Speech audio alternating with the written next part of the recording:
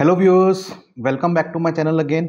Mukul Explore Adda में आप सभी का स्वागत है। जैसा कि मेरे पास बहुत सारे भक्तों का कमेंट आ रहा था जो कि जा रहे हैं इस बारी श्री अमरनाथ जी यात्रा के लिए कि भगत जी मुझे बताएं कि हेलीकॉप्टर की क्या व्यवस्थाएं हैं और उसका कितना किराया हो सकता है और उसकी सुविधाएं क्या हैं, क्या हमें चाहिए, कैसे बुकिंग होगी, मतलब कुछ कुल मिला के हमें अपडेट दें।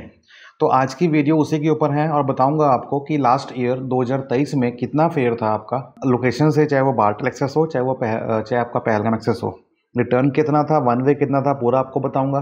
किस तरह से बुकिंग होती है, बुकिंग करने का क्या प्रोसीजर है, किस साइट से बुक होगा, क्या क्या हमारे को चाहिए, इन डिटेल आपको आज इस वीडियो में बताने वाला हूं ताकि आप अपनी तैयारी करके रखें, ताकि जब भी बुकिंग ओपन हो तो आपको दिक्कत ना हो। शुरू करने से पहले कहना चाहूँगा कि जो व्यूअर इस चैनल पर पहली बार आया ना, तो ऐसे महत्वपूर्ण जानकारियों के लिए जो जुड़ी हैं श्री यात्रा को लेके, तो वो उनको मिस ना कर सके, हमेशा अप टू डेट रहें कि यात्रा में चल क्या रहा है और क्या आगे आगे होने वाला है। सो स्टार्ट करते हैं आज की वीडियो बिना देर किए। सबसे पहले बात करते हैं क्या कि जैसे मुझे यात्री कह रहे थे कि हेलीकॉप्टर पे जाना है तो उसके लिए हमें कितना फेयर देना होगा और कितनी ट्रैक हमें चलना होगा, क्या सुविधाएं हैं, तो आपको इन डिटेल बताने वाला हूँ अभी। सो हम बात करते हैं पहले क्या कि पहले समझते हैं कि ये चलते कहाँ से हैं। देखिए, नीलगिरी जो आपका है ना हेलीपैड, ये आता है बालटाल के रास्ते में। ठीक है, बालटाल से तकरीबन 8 से 10 किलोमीटर पीछे पड़ता है ये नीलगिरी हेलीपैड। यहाँ से आपका चलेगा और ये जाएगा आपका पंचतरनी तक। अब पंचतरनी गुफा नहीं है, गुफा यहाँ से है 5.5 किलोमीटर आगे। तो जो यात्री हेलीपैड पे जा रहा है वाया हेलीकॉप्टर, तो उसको ये व्यवस्था करनी पड़ेगी अपनी कि वो आगे अपना बंदोबस्त करे कि उसको वो पालकी पे जाना है, घोड़े पे जाना है या पैदल जाना है। अगर तो वो पैदल जा रहा है तो बता दूं आपको, पैदल जाने के लिए उसको क्या करना होगा, उनको करना है ये कि अपने मुंह पे, फेस पे पूरा का पूरा मास्क या कपड़ा बांध के चलें, सिर्फ आइज़ ओपन करके अपने सिर को ढक के चलें, क्योंकि वो रास्ता ऐसा है जहाँ पे मिट्टी बहुत उड़ती है। तो हेलीकॉप्टर पर तो आप बड़े तैयार सज धज कर आएंगे, लेकिन आगे आते आते आप मिट्टी में लथपथ हो जाएंगे। तो 5.5 किलोमीटर जो है आपको चलना है, आपको घोड़े के द्वारा, पैदल के द्वारा या फिर पालकी के द्वारा। हाँ, अगर कोई यात्री आपके पालकी करता है, क्योंकि ऑब्वियस ही बात है कि अगर हेलीकॉप्टर पे आ रहे हैं तो ज़्यादातर लोग वो होते हैं जो चलने में उनको दिक्कत रहती है, तो उनके लिए बेस्ट बताऊँ आपको कि पालकी है। पालकी का रेट क्या है ऑलरेडी बता चुका हूँ आपको, और अगर आप मुझे कहेंगे तो मैं आपको उसका लिंक आपको कमेंट बॉक्स में डाल दूंगा। हालांकि सब कुछ मेरा पड़ा हुआ है प्लेलिस्ट के अंदर, इसलिए बोलता हूँ बार बार कि सब्सक्राइब कर लीजिए, अपडेट आता रहता है।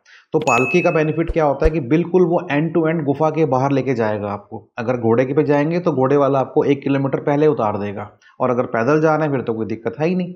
तो जैसे आपको लगे वैसे कर सकते हो, लेकिन हेलीपैड बता दूं आपको, वो पंचतरनी में है, जहाँ पे स्टे की ऑप्शन भी है और खाने की व्यवस्था भी है, लेकिन गुफा तक जाने के लिए 5.5 किलोमीटर आपको जाना पड़ेगा।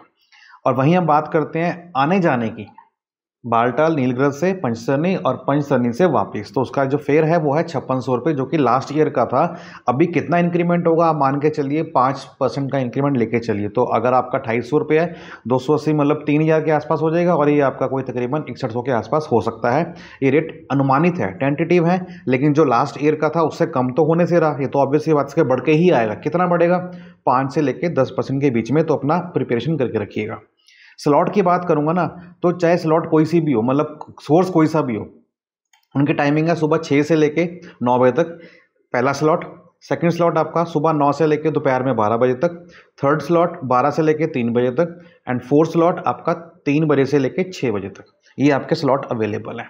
तो ये थी बात बालटाल से। अगर वहीं हम बात करते हैं पहलगाम से पंचतरनी की, तो पहलगाम का रूट लंबा होता है, तो उसका जो फेयर वन वे का है वो 4200 रुपये और रिटर्न का है 8400 रुपीज़।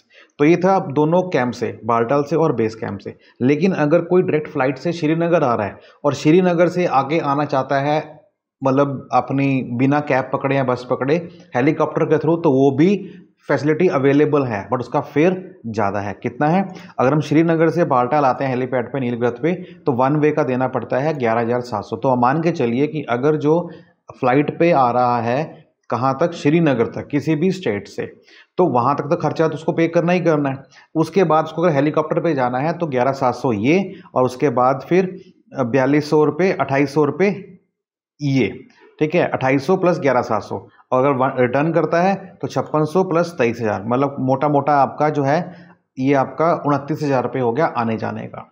बट ये बहुत कॉस्टली पड़ता है, इसलिए इसको ज़्यादा लोग नहीं लेते हैं, इनको वही लोग ले पाते हैं जिनका बजट रहता है।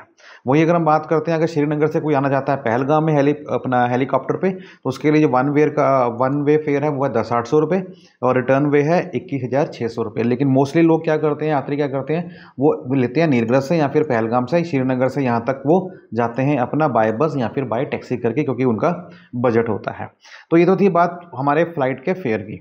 अब जो जानकारी आपको देने वाला हूँ वो बहुत इंपॉर्टेंट है, ताकि जब भी बुकिंग खुले ना आपको दिक्कत ना हो, आपके पास सब कुछ पड़ा हो। क्योंकि मैं बताने वाला हूँ कि बुकिंग के लिए अंदर आपको क्या क्या चाहिए।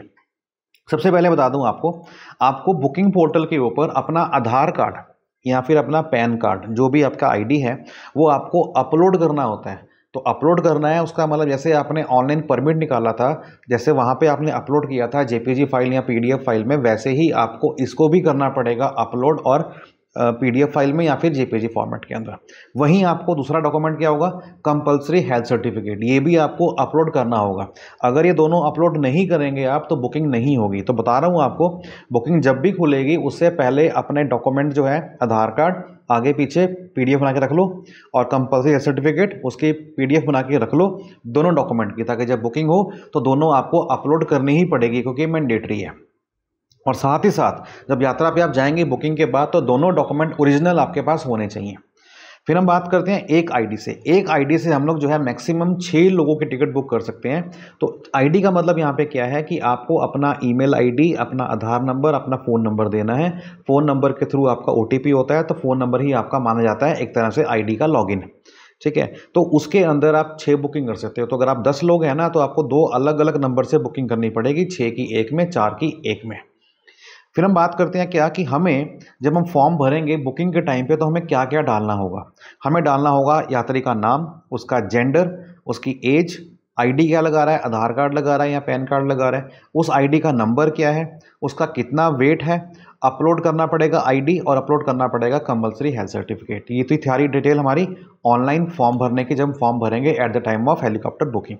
वही हम बात करते हैं कि मुझे अगर अकाउंट बनाना है अपना, तो अकाउंट बनाने के लिए मुझे क्या चाहिए होगा, मुझे मेंशन करना होगा नेशनैलिटी, मैं इंडियन हूँ या फिर फॉरेनर हूँ।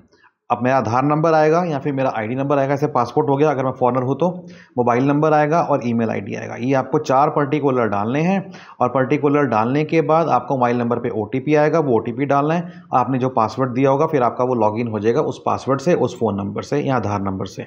तो ये था आपका डिटेल जो हमने एंटर करनी है at the time of user registration. Login करने के बाद हमें एंटर करना है ये डिटेल, साथ में अपलोड करना है, और जोन सा फिर उसके बाद हम डॉक्यूमेंट लेंगे, प्लान चूज़ करेंगे हमें कहाँ से कहाँ तक जाना है। वन वे या रिटर्न वे आप बुक कर सकते हो as per your time slot. तो ये थी बात हेलीकॉप्टर टिकट प्राइस की। अब हम बात करते हैं कि हेलीकॉप्टर पे जाने से क्या बेनिफिट है और ट्रैक पे जाने से क्या बेनिफिट है। तो ये आपको दोनों बताने वाला हूँ कंपैरिजन के अंदर, फिर आप कंपेयर कर सकते हैं। क्योंकि जिसको जाना है हेलीकॉप्टर पे, तो हेलीकॉप्टर पे ही जाएगा ना, उसको तो रोक सकते नहीं, उनका बजट है, उनके पास टाइम कम है या फिर कोई हेल्थ इश्यूज़ हैं। तो हम बात करते हैं क्या इन शॉर्ट। हेलीकॉप्टर यात्रियों को सिर्फ क्या लेना है, अपना मेडिकल की रिपोर्ट लेके जानी है, कंपलसरी हेल्थ सर्टिफिकेट लेके जाना है, उनको यात्रा परमिट की कोई भी ज़रूरत नहीं है। तो जो लोग परेशान हैं कि उनको यात्रा परमिट लेके जाना पड़ेगा, कहाँ से बनेगा, उनका कोई मतलब नहीं है। आप उनको अगर बन गया तो ले जाओ, नहीं बना तो कोई दिक्कत नहीं है। टिकट बुकिंग ही अपने आप के अंदर इटसेल्फ ए यात्रा परमिट होता है। बस आपको मेडिकल रिपोर्ट अपनी कैरी करनी है, मेडिकल जो आपका बना होगा CHC कंपलसरी हेल्थ सर्टिफिकेट, वो आपको कैरी करना होता है। दूसरा, टाइम एफिशिएंट, जो कि हम टाइम के पाबंद होते हैं, हमें टाइम का पता होता है कि इतने बजे आपको जाना है, पहुंचना है, तो उतने बजे आपको पहुंचना ही पहुंचना है। कोई हड़बड़ाहट नहीं होती कि आपको फूड कैरी करना पड़ेगा, एक्स्ट्रा लगेज कैरी करना पड़ेगा, है ना, आपको ट्रैकिंग शूज़ कैरी करने पड़ेंगे, नथिंग एज सच। तो बड़े आराम से यात्रा कर सकते हैं। सूटेबल है सभी एज ग्रुप के अंदर, चाहे वो बच्चा हो, चाहे जवान हो, चाहे वो बड़ा हो। और हेलीकॉप्टर का प्लस पॉइंट क्या है कि आप ऊपर से जो लेते हैं ना एरियल व्यू, वो अपने आप के अंदर एक अमेजिंग होता है। इसका मतलब वर्णन करना बड़ा मुश्किल है, जब आप इमेजिन करेंगे, जब जाएंगे तो खुद ही आप देख पाएंगे। और रही बात उसके नेगेटिव पॉइंट की, तो वो क्या है, वो है कॉस्टलियर। वहीं ट्रैक की बात करेंगे तो ट्रैक में हमारे को परमिट भी चाहिए और CHC भी चाहिए। उसका टाइम जो है कंपैरेटिवली ज़्यादा लगेगा एज़ कम्पेयर टू हेलीकॉप्टर यात्रा का। हमें जगह जगह पे या तो फूड कैरी करना पड़ेगा या फिर रुकना पड़ेगा लंगर के ऊपर, जहाँ पे हम खाना खा सकते हैं। हमें और ज़्यादा शक्ति चाहिए, स्ट्रेंथ चाहिए, पावर चाहिए, ताकि हम यात्रा को चला सकें अगर हम ट्रैक करते हैं तो। और हमेशा देखा गया कि ट्रैक आपका होता है ओवर क्राउडेड और रिस्की होता है बहुत ज़्यादा, क्योंकि घोड़े वाला ट्रैक भी वही होता है, पैदल वाला ट्रैक भी वही होता है। और सबसे बेस्ट क्या है, इकोनॉमिकल, जो कि हर एक के यात्री के बजट में आ जाता है, जो कि बिल्कुल चलते हैं कि हमारा कम से कम पैसा लगे, तो वो ट्रैक को प्रेफर करते हैं, इनफैक्ट वो घोड़े को प्रेफर भी नहीं करते। तो ये था कुछ मैंने आपको बताया कि अगर आप हेलीकॉप्टर पे जाना चाहते हैं तो आपके पास क्या होना चाहिए और क्या नहीं होना चाहिए। लेकिन बता दूं आपको कि इसके अंदर कुछ पेच भी हैं, और वो पेच क्या है कि वो सबसे बड़ा पेच यही है कि आप जब किसी भी हेलीपैड से जा रहे हैं तो आपको उतरना पड़ेगा पंचतरनी, और वहाँ से फिर आपको आगे घोड़ा करना पड़ेगा या पैदल जाना पड़ेगा। 5.5 किलोमीटर का रास्ता है। तो जो बुजुर्ग लोग हैं जिनको चलने में दिक्कत है, उनको मैं रिक्वेस्ट करूंगा कि आप घोड़े के चक्कर में ना पड़ें। इससे अच्छा है कि आप पालकी कर लें, क्योंकि पालकी से क्या बेनिफिट मिलने वाला है आपको। हालांकि पालकी का जो रेट है वो क्या है, उसका जो लिंक मैं डाल दूंगा आपको डिस्क्रिप्शन बॉक्स के अंदर, जाके आप चेक कर सकते हैं। उसका प्लस पॉइंट ये है कि बिल्कुल श्री अमरनाथ जी गुफा के बाहर आपको लेके जाएगा, पॉइंट टू पॉइंट, और आने जाने का दोनों आप कीजिएगा, तो आपको कोई दिक्कत किसी तरह की नहीं होने वाली है। और बुकिंग की बात करें तो केदारनाथ यात्रा में तो ऐसा रहता है कि बहुत रश होता है और खुलते ही बंद हो जाती है, बट यहाँ पे ऐसा नहीं है। तो आप बड़े आराम से कर सकते हैं और ट्राई कीजिएगा। आपको बताऊं, आपको एक टिप देने वाला हूं जो कि बहुत इंपॉर्टेंट है। At the time of booking आपको हमेशा जो पेमेंट करनी है वो यूपीआई आईडी से करनी है, क्योंकि यूपीआई आईडी जो है मैनी फोल्ड फास्टर होता है as compare to credit card, debit card और नेट बैंकिंग। क्योंकि इन तीनों ही केस के अंदर आपको पर्टिकुलर्स एंटर करने पड़ते हैं। जैसे क्रेडिट कार्ड का नंबर हो गया आपका, वैलिड डेट हो गई, थ्रू डेट हो गई, सीवीवी नंबर हो गया, उसके बाद फिर आपको ओटीपी आएगा, फिर आप ओटीपी डालेंगे तो कई बार पेमेंट होल्ड हो जाती है, कई बार पैसे कट जाते हैं। तो अगर आप यूपीआई करेंगे तो इंस्टेंटली आपके पैसे कट जाते हैं, साथ के साथ ही आपकी बुकिंग कंफर्मेशन आपको मेल पे आ जाती है। तो आपको जब ये ओपन होगी तो आपको बताऊंगा, बट फिलहाल जो मेरा आज का एजेंडा था वो क्या था, वो यही था कि आपको बताना कि ये है। तो आप इस वीडियो से इसका स्नैपशॉट ले सकते हैं, ताकि आपको आइडिया हो जाए कि 23 में क्या रेट्स थे और आपको क्या क्या चाहिए, ताकि आपको इसका आइडिया हो जाए। सो उम्मीद करता हूँ मेरे द्वारा जानकारी से आप संतुष्ट होंगे और आपको समझ में आ गया होगा कि अगर हेलीकॉप्टर से यात्रा करनी है तो हम क्या क्या पैरामीटर लेके चलेंगे। फिर भी कोई डाउट अगर रहता है तो मुझे आप कमेंट बॉक्स में कमेंट करके पूछ सकते हैं। मेरा व्हाट्सएप नंबर भी वहाँ पे अवेलेबल है, मुझे आप व्हाट्सएप करके मैसेज भी कर सकते हैं।